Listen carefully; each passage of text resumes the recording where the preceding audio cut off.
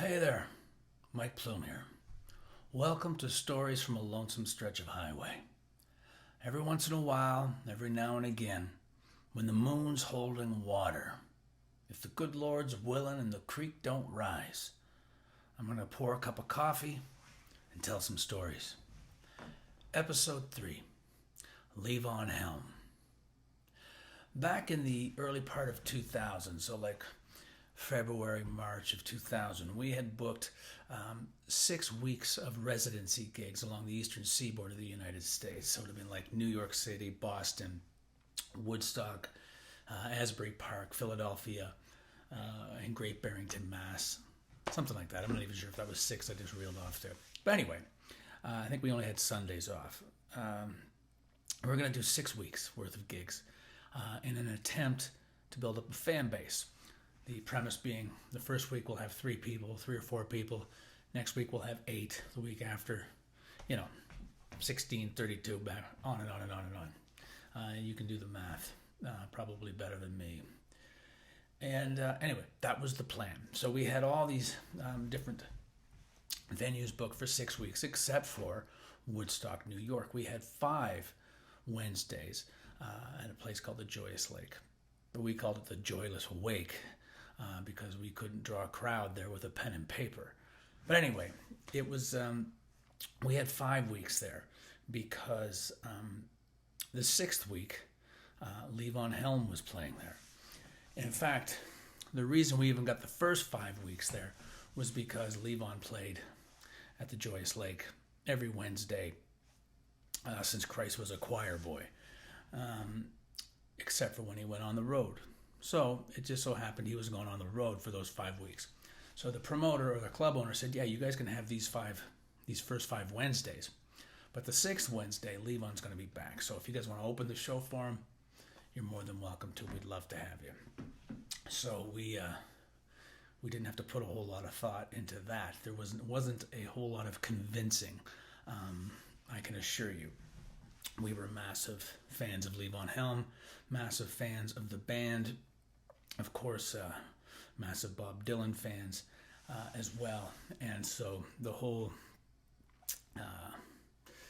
relationship between Dylan and the band, we were very well versed in that history. Anyway, so we do the first 5 weeks to a smattering of applause each night. But the 6th week, the place was packed to the rafters. They were all there to see Levon, but they were very receptive to what we brought to the table. In the middle of our show, at the very back of the room, above the soundboard, there was a balcony, and you could. That's where I guess there would be like maybe a guy to run follow spot or something like that. The dressing rooms were also up there. Actually, in the dressing room, they had some handwritten Bob Dylan lyrics up there too, I remember. Anyway, but there's a little balcony above the soundboard at the back of the club. We were in the middle of one of our songs. I don't remember what song it was, but I happened to, as I was scanning the crowd, I happened to see a silhouette up in the balcony. And I knew instantly who it was from having watched The Last Waltz 100 times the previous 3 months. I knew that silhouette anywhere. It was Levon. So the way he was leaning, listening to the music, I knew it was Levon. So that was pretty cool. Anyway, we finish our show. We go backstage. We meet Levon. He's very gracious and generous with his time, and everything was cool. We watched his show. It was great. The show was heavily rooted, for lack of a better word, in roots music. It was heavily a lot of songs that would go on to appear on his Electric Dirt record. Those kind of, and what was the other one? Dirt Farmer. A lot of those kind of songs of that, cut from that cloth. So anyway, it was a great show, and it was great to meet one of our heroes. Levon Helm. I mean, he's one of the maybe 3 or 4 or 5 drummers in the history of the music business, or certainly in the last 50 or 60 years, who the general population knows just by his first name.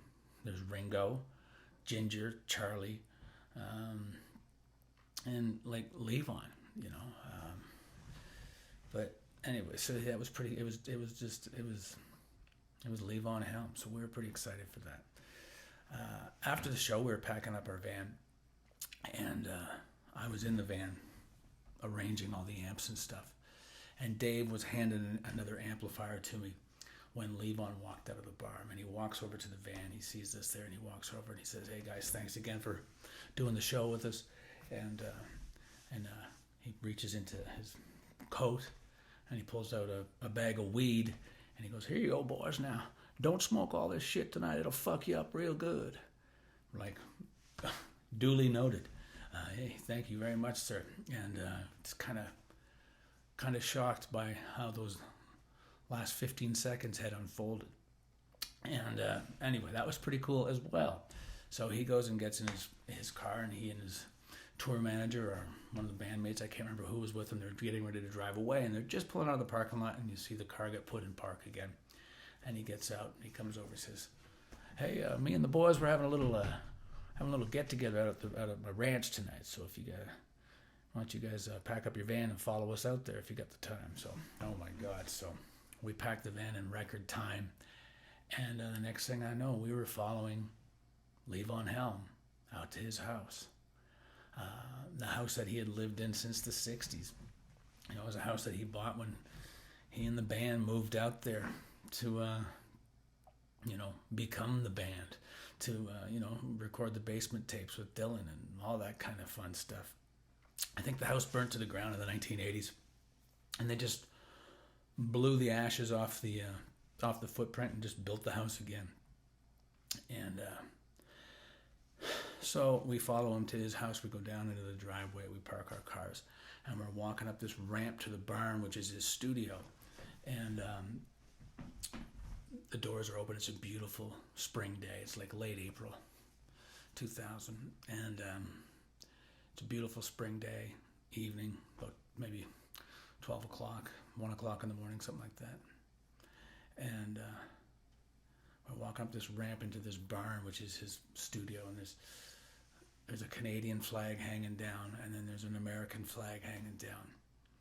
And there's like a bucket of beer, or a trough full of beer, sitting right there at the front door. And as we're walking up, Levon's standing there, the host. He reaches in this bucket. Psst, "Welcome to Woodstock, boys. Welcome to Woodstock. Psst, welcome to Woodstock, boys. Welcome to Woodstock." And on and on and on. And it was surreal. So we ended up hanging out there for a couple of hours, and just hearing him tell stories. You know, he was just earlier that day, he was hanging out with Eric and Keith. I didn't ask for last names, but I didn't think it was the Menendez brothers. Are they even Eric and Keith? I don't even know. I don't remember anymore. Doesn't matter. But anyway, I have a feeling it was probably Eric Clapton and Keith Richards. But at some point in the evening, but right before we left, he said, "Listen, boys, if you guys ever need to do any recording or rehearsing or anything like that, don't go to like some rehearsal studio in Nashville or New York or whatever. Give me a call. Come on out here, hang out, practice here, record here, whatever you want." And he gave me his phone number. And I thought, well, I don't ever see that happening. As great as that sounds, it just wasn't something I ever. Well, for one, we were never a big band on practicing anyway, so I didn't see us driving anywhere to practice. As luck would have it, 2 weeks later, it's decided that we should maybe run over some new songs, run over a bunch of stuff. We're getting ready for a new record that we're going to recording in the fall. We're getting ready for a tour of Holland, Belgium, Germany, like in mid-May. So we're sort of we decided that maybe we should do some rehearsing. So I rifle through my wallet and I find this Levon's phone number. Call him up. Next thing I know, like 48 hours later, we're pulling into that driveway again, and we're going into Levon's house, and we're setting up in his studio. It's the same studio. It's the same place. It's the same barn where they recorded some of their later albums with like Remedy and stuff like that. The last maybe 5 or 6 years of Levon's life, he had a thing called Levon's Midnight Ramble. And that's where it was. Right there where we rehearsed was where he would stuff, 50 or 60 people or 100 people or however many people he could stuff into that barn, and he would have a real glorified house concert. A house concert on steroids, really. Some nights it might be Clapton sitting in with them. So, yeah. Anyway, but we set up shop there for a week. Had a little, stayed in a little motel down the street on the Old Mill Stream, I think. It might even be called the Old Mill Stream Motel, I think. But we set up shop there and rehearsed for a week. And one day, 3 or 4 days into our rehearsal, in fact, any time we would sort of take a smoke break, Levon would always come out and sit with us, and just smoking cigarettes or smoking pot. And he would just sort of tell us stories. Boys, I've been playing rock and roll since Dead Sea was just sick. Stuff like that. And he had all these great lines. And it was just fun to hear him talk. The stuff that he was firsthand to, they're like, you're talking 6 degrees of Kevin Bacon. This guy was, 1 degree, of being booed off the stage with Bob Dylan, at the Royal Albert Hall in London. So that kind of stuff to me was really just overwhelming. This guy was like at ground zero at a lot of major events in rock history. Anyway, so whenever we'd sit outside, he would always join us for a cigarette and a cup of coffee. And one day the guys were working on a song, a certain section of a song, and I decided that they didn't really need me around for that because I'm just singing. So I went outside to have a quick cigarette, and I'm sitting on the stoop, and I hear the door to Levon's house open up, and out walks Levon, and he sits right down beside me. And we're both sitting there, and I'm smoking a cigarette with my coffee, and he's got his coffee and cigarette, and sort of sitting there, and I'm not really saying a whole lot. And then he just says, I sure can hear that western wind in y'all's music. And it was one of those moments where I thought, well, I need to put that on a poster. I need to put that on a t-shirt or something.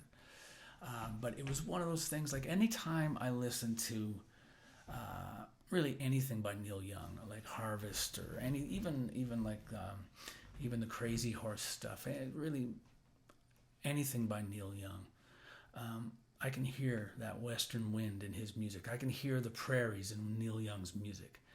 I can tell that the prairies had a major influence and impact on his musical sensibilities, if that makes any sense. And he was a product of where he grew up. And so when he said that, when Levon Helm said, I can hear that western wind in y'all's music, it really, it hit me, because it made me realize or justified the notion or the idea that even if we're never a hit, even if the career never takes off, we are at least where we are from is being represented in our music. There was no doubt that we were and are a prairie band. I mean, we sort of cut our teeth in the prairies of Alberta. in the prairies of Western Canada.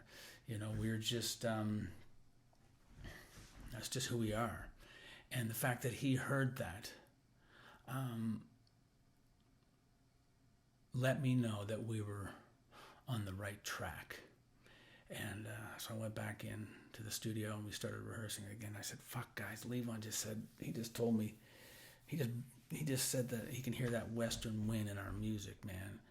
And man, it just doesn't get any better than that. It was cool. So I carried that title around for a long, long time, Western Wind. And eventually, I think it would have been 12 years later, I wrote a song called Western Wind, and it ended up being on the Born by the Radio record, which came out in 2018. So it took 18 years from when the initial title came to me, or was given to me, that it took 18 years for it to finally become a song. And I'd like to thank Levon for the inspiration and the continued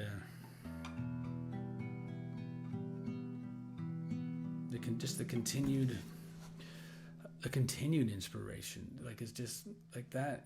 I like, to this day, I still want to be like Levon, you know, just being true to the music and really being there just for the music. And everything that comes with it is because of your approach to it. So here's a little song called Western Wind.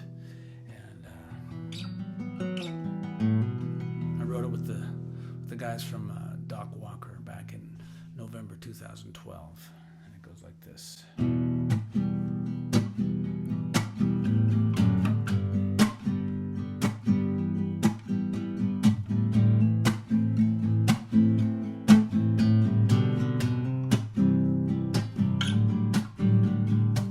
I was born by the radio in the cradle of the Crocus Plains, and the shadow of a grain elevator, and the rumble of a westbound train. Mama said you could hear them trains when the clouds was low.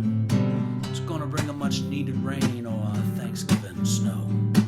Just east of nowhere and west of someplace better, we're all gonna get on out of there come first break in the weather. And it seems half the town was cap and gown come the end of June. Well, some of us left and I guess the rest kept doing what was doing.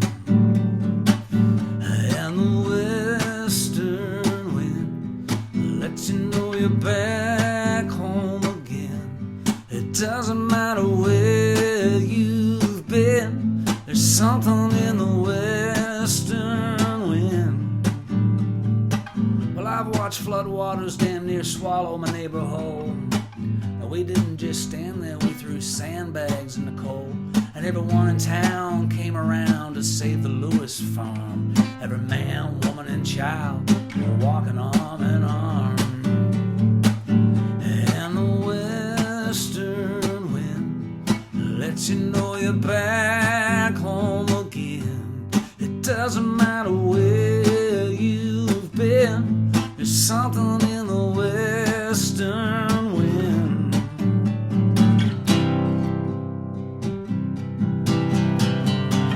Next month will be 10 years since the old lion passed away, and the lessons that he taught me I carry with me to this day.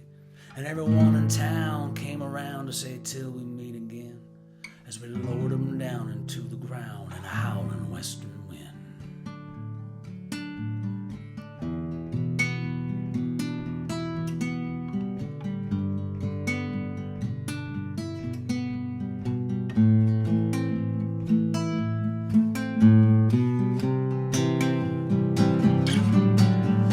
And the western wind lets you know you're back home again. It doesn't matter where you've been, there's something in the western wind. Something in the western wind lets you know you're back home again.